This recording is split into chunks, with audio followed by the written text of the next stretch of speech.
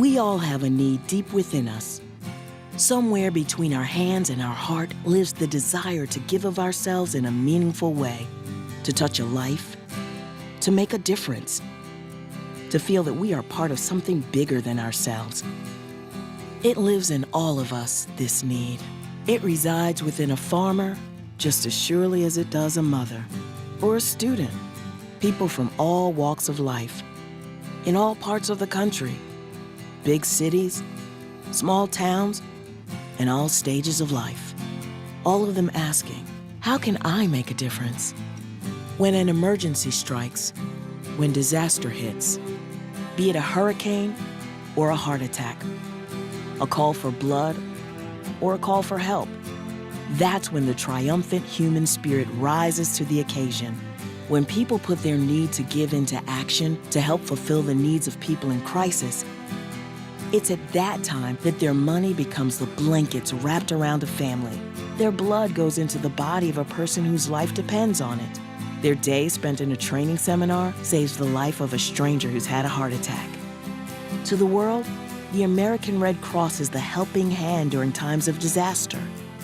But our foundation is made of the millions of individuals who give of their time, their money, and their blood, sweat, and tears. We are simply the vessel through which people are given the opportunity to perform extraordinary acts, the link between need and giving help.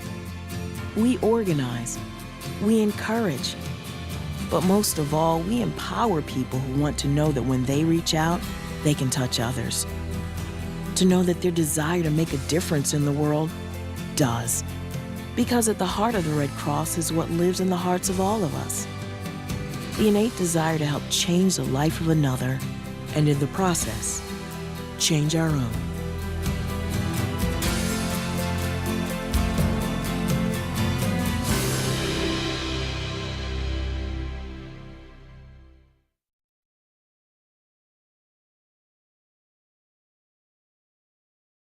John Bartleson is a paramedic and firefighter who began Firefighters for Fun over 30 years ago after recognizing that many children and families lacked awareness and training in fire prevention and basic life safety techniques. He wanted to provide fun, informative classes to both educate youth and open a family dialogue. Bartleson purchased an antique fire truck from New York and drove it to Bellingham, where he teaches fire and life safety to kids. Bartleson, who has dedicated his life to fire safety, also travels across the country to teach kids about being prepared and to empower them to take action in an emergency. The Mount Baker chapter is honored to recognize John Bartleson as the 2011 Lifetime Achievement Hero. It got started for a need to educate, I felt, on things that are all preventable. And as a firefighter, we train and practice for your emergency daily.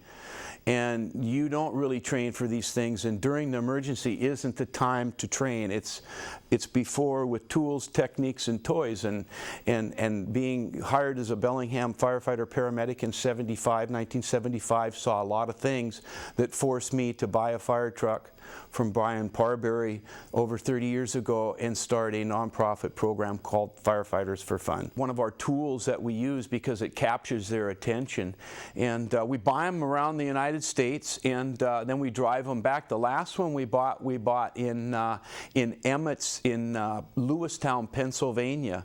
It came from New York, went to Lewistown. My wife and I bought it, and took it to the U.S. Fire Administration, put their publications on it, and then drove across the United States 7,000 miles educating on fire and life safety, and handing out whistles and handing out smoke alarms and publications that we were given from the U.S. Fire Administration. I started it with my wife many years ago, and out of a need to do more than wait for the bell, because it's devastating to watch children, anybody die, but children is hard, and we have such a long geographical distance here from the hospital that, you know, when you get seriously injured, we have to do a lot of things that, you know, save lives out there, and a lot of them, they don't, and most of it's preventable. And we have a life safety book that we hand out, and and want you to take a pledge right at the very beginning and to make this world a safer, better place to live, and to learn this program and help others to survive. Things we teach: one, calling for help. Practice calling for help so that when you do it for real, you function. Practice, practice, practice. And sit around the table with your family and make a scenario up, a house fire, emergency, a heart attack, a choking, you know, and practice doing this. I look at it as doing my job and learning my job so that we do our job, and we critique ourselves on our job, so next time we do it again better. And it really humbles you when you see people suffer. So I don't really look at myself as a hero. I look at myself as a husband, a father, a firefighter.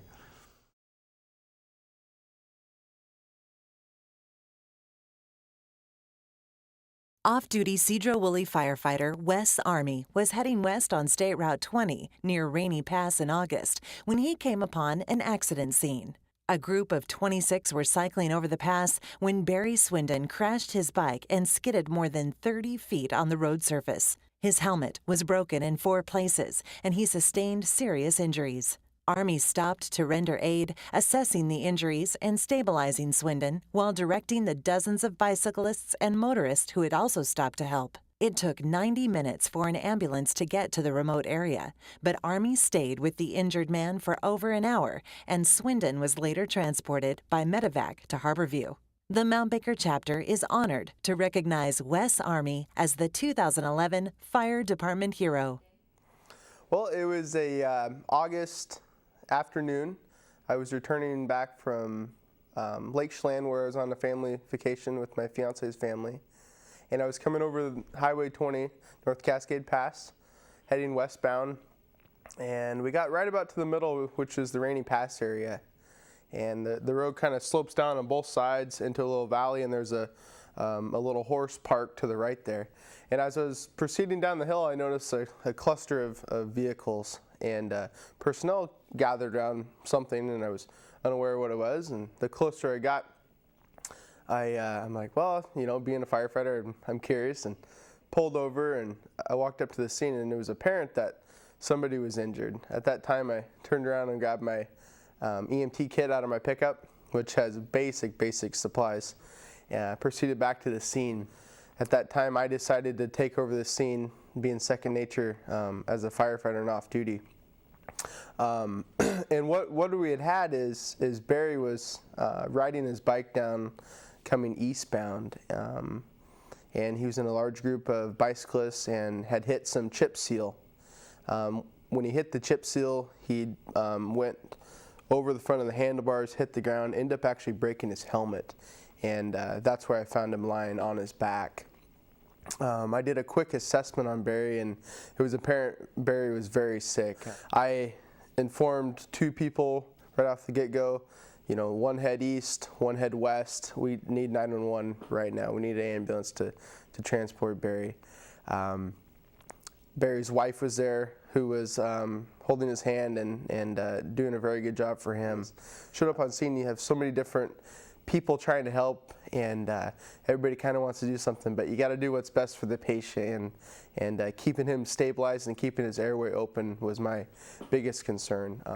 A couple doctors ended up showing up, and they were higher level of care, so I ended up transferring care to them. On my way home, I was constantly checking for cell phone service. I was able to obtain some, I think, in the Rockport area, which is kind of far down, and contacted our local dispatch. They'd stated they had received no calls at the time, but as I was on the line, they contacted the east side. We were able to ascertain that there was an ambulance on scene and picking up Barry. At that point, I was unable to really know anything else after that. I think it was about a month later, my chief pulled me aside and said Barry's wife had contacted the fire department and basically would like to recognize me in the efforts I did. I was later presented with a Lifesaver Award from the fire department, which is very exciting.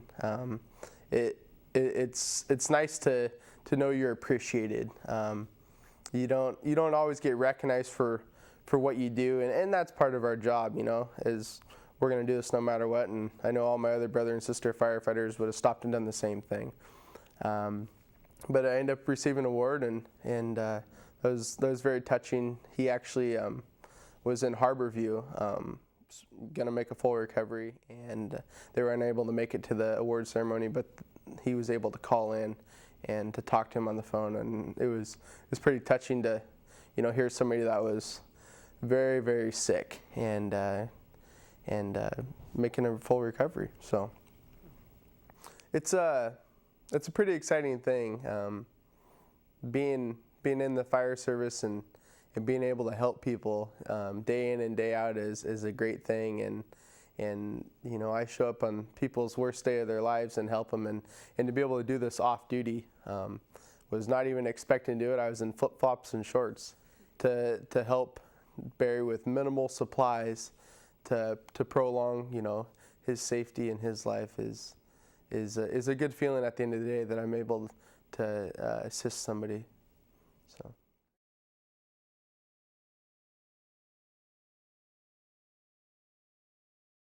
While on a school field trip in June, 3 teachers, 1 teacher's assistant, and 4 students saved the life of a 14-year-old female student.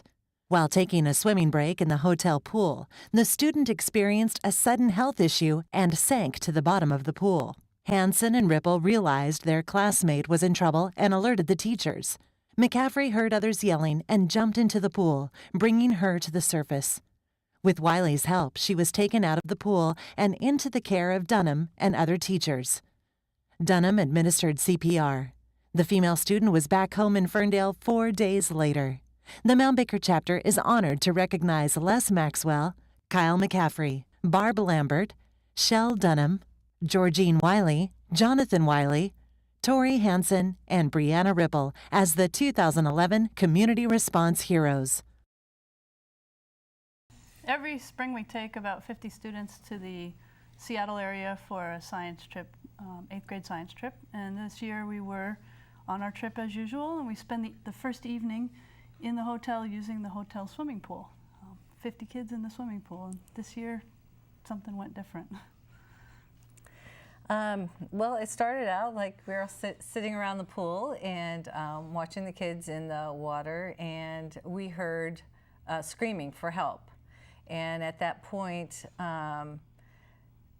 let's see, Tori here, this is Tori, she had, they were playing, her and another student were playing a game, basically, and they were diving down to the bottom of the pool. And one of the students weren't coming up, so Tori dove down to and touched her to, see if it's like, what's going on, and came back up and yelled for help. She realized that she was in trouble.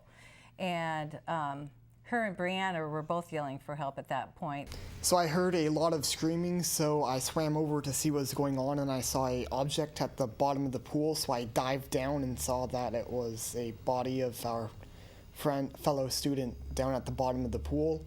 So I picked her up and swam towards the edge of the pool.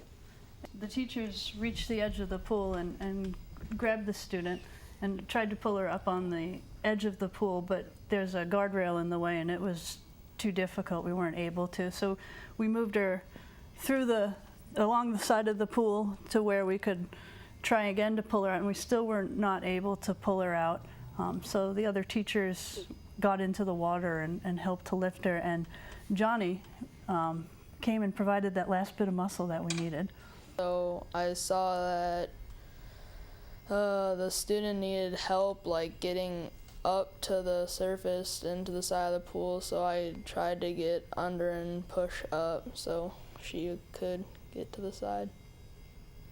So we were able to get her up on the pool deck, and she wasn't breathing at that point, and so we cleared her airway and got her breathing again, rolled her on her side. There was a lot of water and such coming out. At that same time, we were calling 911, getting the ambulance to come to the hotel, and the student was transported to the hospital and has made a full recovery. But the story here is really that if these teens had not acted as quickly as they had, I don't think she would have made it.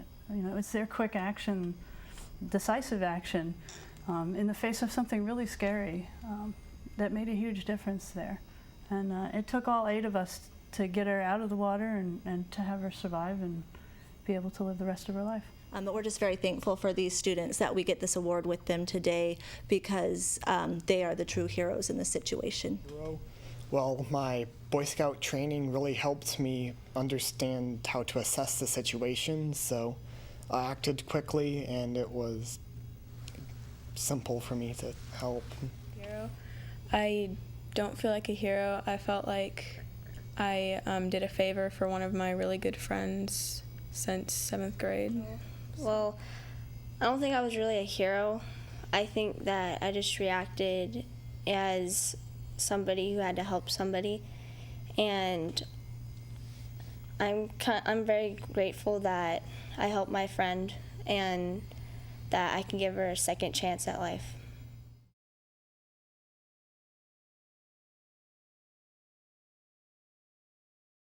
Off-duty Sumas police officer Daniel DeBruin was on his way home when he heard a dispatch for an unresponsive person. Because of the nature of the call, Daniel decided to see if he could be of assistance. He arrived prior to the medics.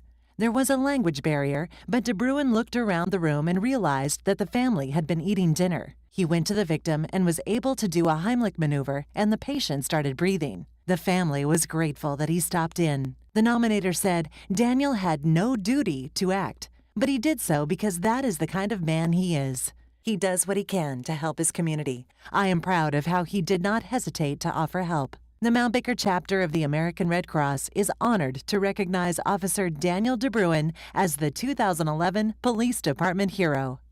I just got off work, just got in my car, leaving the office, was just heading home, and it was a couple miles out of town, and I always have my scanner on, which scans the fire frequencies and the other agencies that are in the surrounding areas.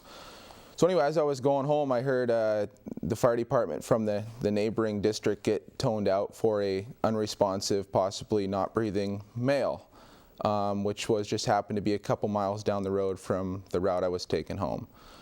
So anyway, I figured, well, I'm really close. I'm gonna make it there obviously a lot quicker than the fire department. The paramedics will make it there, and with my prior EMT and fire department training, I could be of assistance.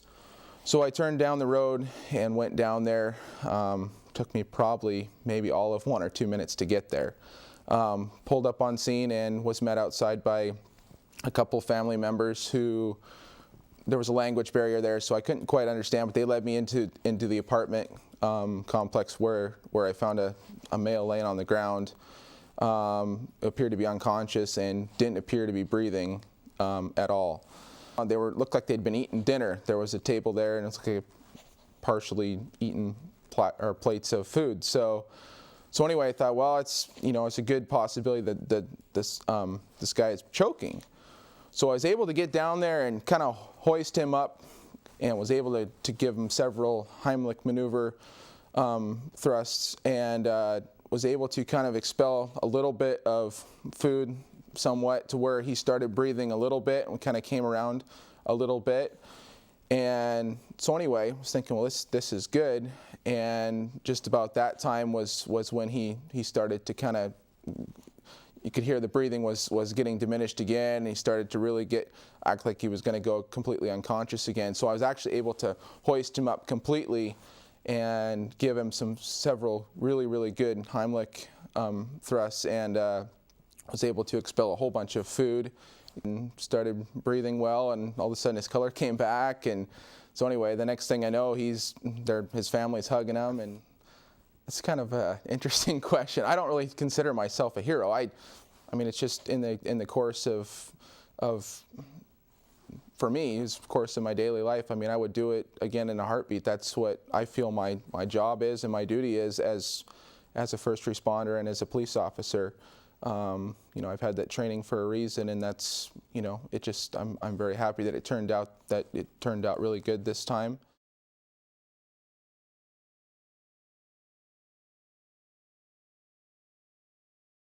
Jeff Schroeder was riding his bike to work around 7:30 in the morning when he collapsed and fell off his bike into the eastbound lane of Sunset Drive. After Schroeder failed to move or get up, Akers and Smith stopped their vehicles in the intersection, and Meyer ran across the street from the gas station to see if they could help. Akers, Smith, and Meyer called 911 and then shared the task of CPR, keeping Schroeder alive until medics arrived. In her nominating statement, Schroeder's wife said, "Because they chose to help a stranger, Jeff is alive today." This nomination does not say thank you enough or begin to express how grateful we are that ordinary people cared enough to stop that morning and give of themselves to help another. Some days we wonder if good people are around, and you stood up and proved that you are. The Mount Baker chapter is honored to recognize Kevin Akers, Denise Meyer, and Matthew Smith as 2011 Good Samaritan Heroes. Yeah, I was driving into town on Sunset and was headed to Patton to go for a jog. And as I was nearing the intersection with Orleans, I saw a man on his bicycle, and he was coming from Orleans and kind of turning onto Sunset. And he fell from his bicycle, and it was a really awkward fall, almost like he was collapsing. And so it was really obvious something was wrong. I was able to pull over into the nearby gas station and park my car, and saw that there was one man that was going to assist the bicyclist and another man on the phone to EMS. And remembering my Red Cross training, I wanted to make sure the scene was safe, so I kind of went to make sure that the oncoming traffic was stopped and did see that something was going on. And then eventually went over to the bicyclist also, and he was laying face down and was moaning. And so I kind of joined the other gentleman, and we were just reassuring him that help was on the way. And pretty quickly, though, he stopped moaning, and it wasn't obvious if he was breathing. So gentleman and I rolled him over to his back and was going through the ABCs of your Red Cross training, you know. And in fact, he was not breathing. And then I went to check for a pulse, and I couldn't find a pulse. And I was really kind of in disbelief, because it was like, here's this man who just moments before had been out riding his bicycle, enjoying the morning, and now he's unresponsive, and I can't find a pulse. I did start chest compressions, and then the man that was on the phone with the EMS dispatcher was kind of relaying information back and forth. At one point, there was some confusion that maybe he was breathing, so we did roll him to his side and put him in the rescue position. But it became obvious again that he wasn't really breathing, so we rolled him back, checked breathing and circulation again, and restarted chest compressions. Eventually, other bystanders did stop and took over the chest compressions, and then EMS arrived really quickly and took over the situation. And in the days following, you know, I thought about him a lot and really wondered what the outcome had been for him, and was concerned that maybe it hadn't been favorable. And then it was several weeks later that I was able to learn that he had indeed survived and that he was doing really well. And that was just such a thrilling moment, one I'll never forget. I was on my way to work on Sunset. I believe that's Orleans and Sunset right there. And just happened to be at the light, first one there, and I noticed this gentleman riding his bike up New Orleans to that. Looked like to me, because I was watching him, because he was getting kind of wobbly, and I thought he was just going to reach out and grab the pole and hit that button to change the light, but he kept on going, and he just fell right there in the what would that be, the eastbound lane, and pretty much right in the middle of it. And so I just jumped out of my truck, and I just immediately called 911, because he was, when he hit, he hit pretty hard, and he was kind of not reacting like he just fell off his bike. So. And and then it just became kind of crazy, I think. Mm-hmm. And then I kind of just remembered her and was his name Mike? I'm sorry, Matthew. And Matthew put something under his head, and she was just basically coaching me to coach them, and then we were just waiting for paramedics, and I think the police were the first ones on the scene. Yeah, motorcycle cop, and he was very nice. Mm-hmm. He blocked the traffic, and then medics came, and it was pretty nice to see everybody react so fast and just kind of keep everybody away, kind of. Yeah, so. Yeah, I think we worked well as a team too. Yeah. With Kevin on the phone to EMS, and then Matt and I helping the bicyclist. You know, I feel really fortunate that I was at just the right place at just the right time to help out. I don't know. I mean, I'm glad I helped the man. I'm glad he's living, and with a fiance, I assume it's his fiance. Yeah, that's kind of great. I did what I had to do, so I'm just glad he's alive. Yeah, for sure.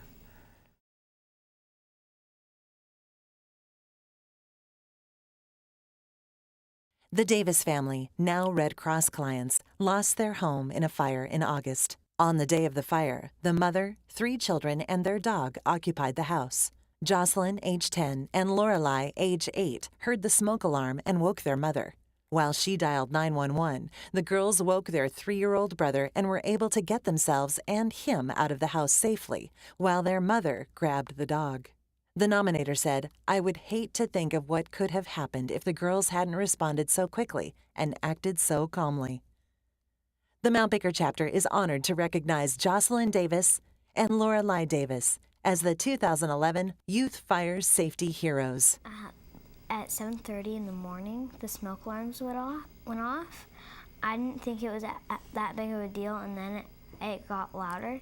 So I quickly jumped out of bed, and I had to climb down the ladder because I was sleeping on the top bunk. And I grabbed my glasses. I ran into Mom's room to make sure she was getting up, and she wasn't too worried about it at first, but then she went downstairs to see, and then she realized it was a big deal and we were getting Kane out of bed. And we went downstairs, and I had to unlock the door because we had just got brand new locks, so it's kind of hard to unlock. And I unlocked the door, got my shoes, and we ran out the door. And then my mom went back up to get Tetchale after we had all been out. She forgot the dog upstairs, so she went back up the stairs, got the dog, got her doll, and ran back downstairs and went out the door. And called the fire department, and then called my dad and Grandma. And call 911. How did you guys know what to do when the smoke alarms went off? Our school drills and a movie, and then what our mom has taught us. And when we went to firehouses, and I've read a few books. How does it feel to be called heroes? Good, really good.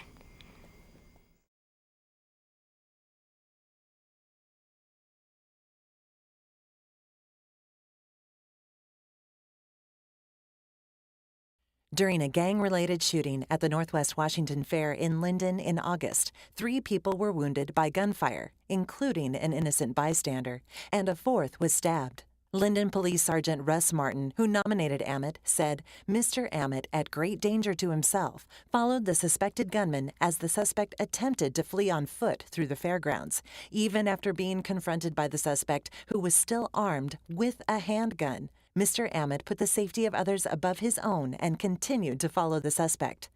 Eventually, Ammett spotted a police officer and was able to alert him to the location of the suspect. Sergeant Martin said, "Because of Mr. Ammett's actions, we were able to take the alleged gunman into custody without further injury to the public." The Mount Baker chapter is honored to recognize Matthew Ammett as the 2011 Public Safety Hero. So, well, the fair has always been a big tradition in my life there. I grew up showing poultry and other animals in 4-H at the fair.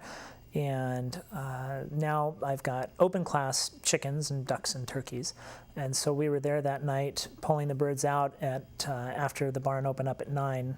And I heard a commotion start down by the bathrooms. There was a fight that had started, so I went down there to see if I could break it up or help in any way there. And then the shot rang out, and that was, I guess it's something I've kind of prepared myself for a long time. That if somebody did start shooting, of what I would do and how I would react. And you hear the stories about the kids that get shot at the schools, and if just one person would have piled onto the shooter and stopped it, that it would have made a difference in somebody's life. Anyways, and so I was heading towards it, and actually the shooter ran towards me.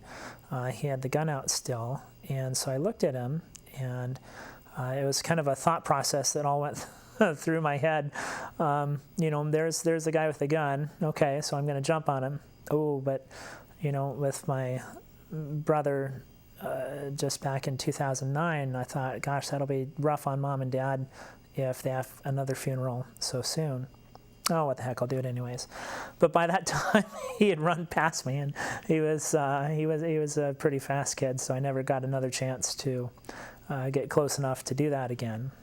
But he kind of weaved in by the barn, the rabbit and the poultry barn. Then he ran up by the front gate, and that was packed with people trying to run out through the gate, so he couldn't. He tried to go over the fence, and he couldn't do that. Finally went over by the dairy barn, and he rounded the corner and then tried to blend in with the crowd there. He met up with a couple girls that he knew, and they tried to shield him and cover him, and they slowed down, and you know, they were intent on not being noticed and getting away. And so I was probably 25 to 35 feet behind him the whole way. And I came running around the corner. I'm huffing and puffing. I'm not quite as much in shape as I was in my Army days. And there was a Linden police officer that was running towards the scene of the shooting. I just kind of reached out my arm and grabbed him and spun him around. I think I scared him a little bit. He didn't know exactly what was going on. I was like, that's the guy. But I just, you know, that's my fare up there is how I look at it. It's my friends and my family, my community that are up there. And, you know, luckily there was just, you know, the 3 people that were injured, and none of them fatally, none of them, you know, extremely seriously. But if it had been more shots being fired, I knew what I was going to do. So I think it's the old saying that all it takes for evil to triumph is for good people to do nothing. All I did was point them out, and, you know, if that inspires anybody to, you know, God forbid there ever be another shooting circumstance like that, but if that does happen, you know, put other people first and make the choice to take care of the problem.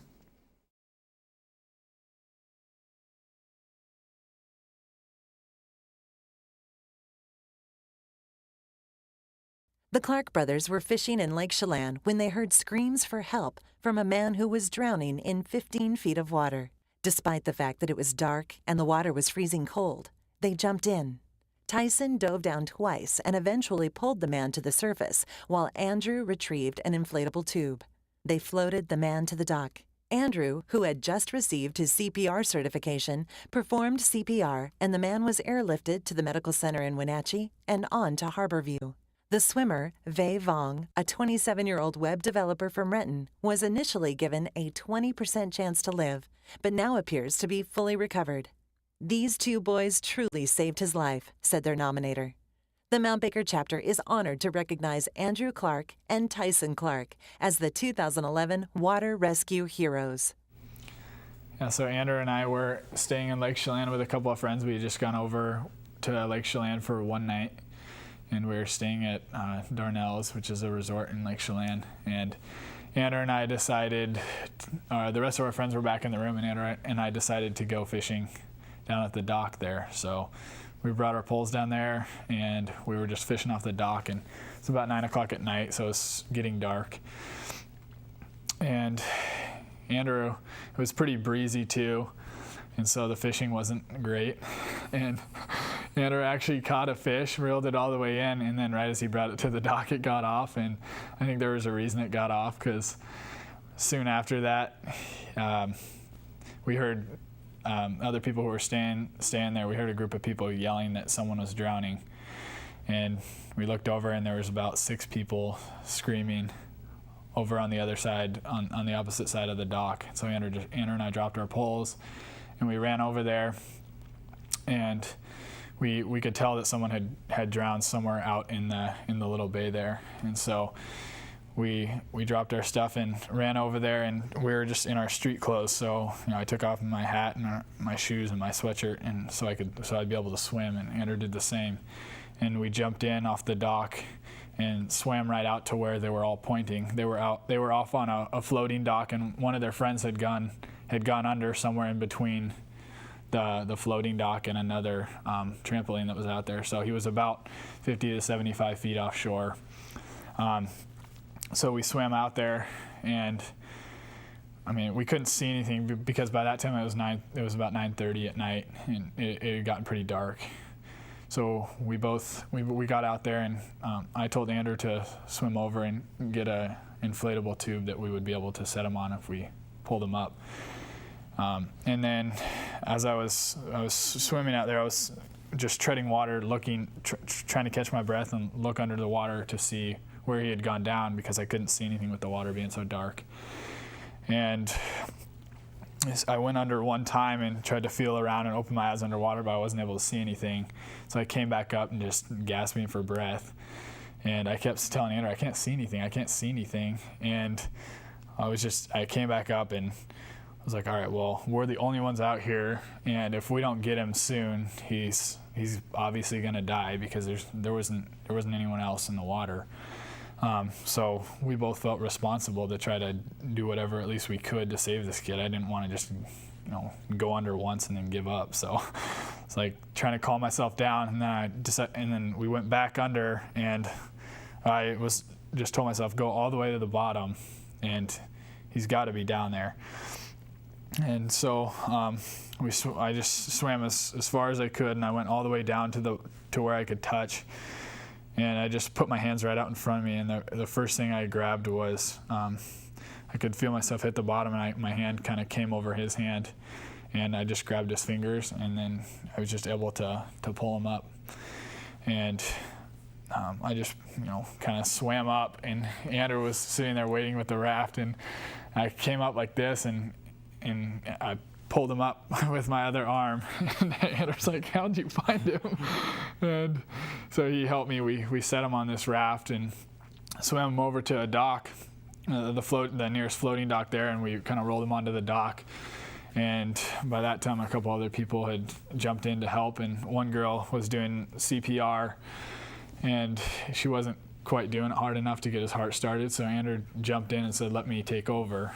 I took over. And I had actually just learned CPR about 6 months prior, so it was still pretty fresh in my mind, and I knew all the certifications for the new year and everything. So I took over and just started pressing on his heart as hard as I could. And then I wasn't even really paying attention to what was going on around me. There was so much chaos on the dock, and it was just I just remember he was gone because he was ghost white, and his eyes were closed. And then after a while of doing the CPR, he opened his eyes, but they were still all the way rolled back in his head. So I didn't know if that still meant he had life, or if he was still gone. I didn't know what it meant, but I thought it was a positive sign. So I kept doing the CPR for about 2 minutes, and then I didn't realize he had started breathing. After people told me, while I was doing that, he had started breathing again. Yeah, me and Andrew don't really think of ourselves as heroes. I don't know. I think God puts people in situations for a reason. I don't think it was just an accident that we happened to be out there at that time. I think God put us there for a reason, and I don't know. Gave us the courage to go out there and act when we needed to act. I don't really like to think of myself as a hero. I think it was just part of being a good citizen, and I feel like God really did put us there for a reason. It can't just be a coincidence that I had just learned CPR and that Tyson dove down to the bottom and found him in the middle of a dark lake. I think God definitely put us out there on that dock for a reason, so I don't really like to think of us as heroes. I think more of just God putting us out there and letting us help a fellow friend.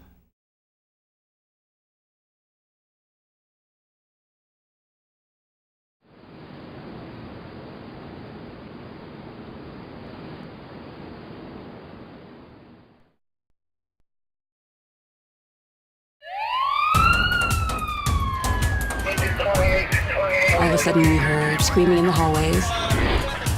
Tonight we had a 3-alarm fire. Ran because the whole house was full of smoke. Go! Hold on, get permission.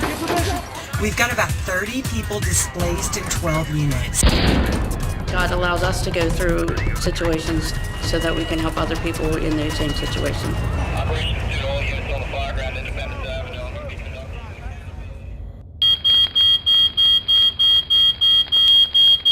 Hello? Fine, what can I help you?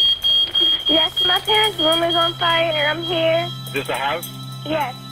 Okay. Are you out of the house yet? No. All right, get out of the house.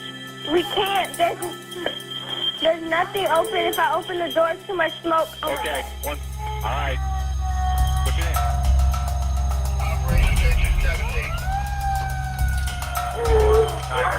Y'all be careful, the baby. Okay, ma'am. All right.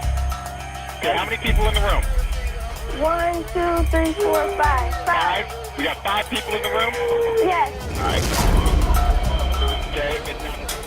All right, I copy. You're on the 4th floor in the A quadrant. And come to the windows on the in the Alpha quadrant. We came back to find smoke coming out of all of the windows of the house. Our neighbors had a house fire, and it was always one of those things that I thought, I'm not sure how I'd ever get through it. It was trying to put it out, it was just too much nightmare. Okay, Tom, it's starting to become a significant fire on the Alpha side in quadrant D. Okay, sweetie, how's your breathing? You can still breathe okay? No. Okay. Too much smoke. Okay, get down close to the floor, okay? Can you get on the floor? Okay, on the floor. Get everybody on the floor and put your mouth close to the floor, okay? Okay. Okay? Because that's where the good air is.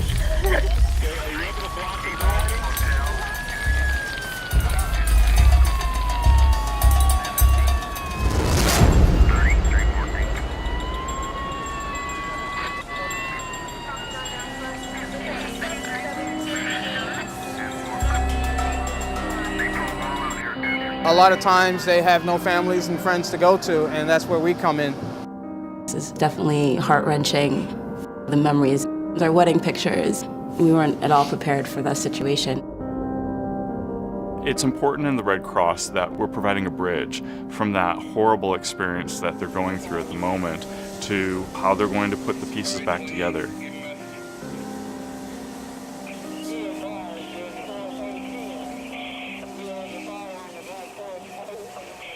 Somebody from the Red Cross came and stood in the yard in the snow and kind of told us what they could offer. And it really makes a difference. Whenever you have any crisis, I think you need somebody that is calm and reassuring to get things back on track. And I think that's what the Red Cross provided for us. I've been with the Red Cross for 4 years. What do we do to help them? Whatever we can do to help them. Everybody knows that the Red Cross is kind of like a savior, and they'll be out there. Okay, you got the window open, right? Yes. Okay, keep your head down by the floor. Okay, and get everybody close to that window, okay?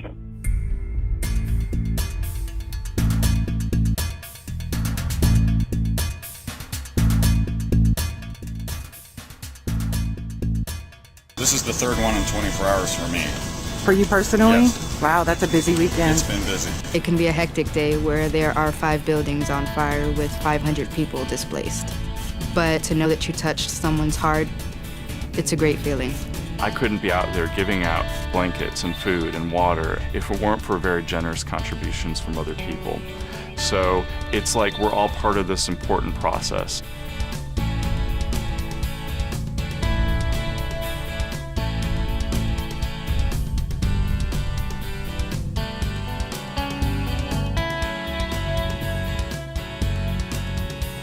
I took the training classes to become a disaster action team member, to be there for other people who have gone through the same things that we experienced.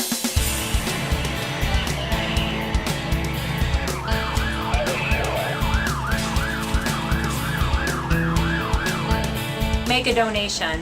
It really is going to help a family who's been affected by something like this, the unimaginable, the thing that you hope never happens to you. So please give if you can. A house is on fire. There are 2 older people inside, and I'm hearing them call help, help, help.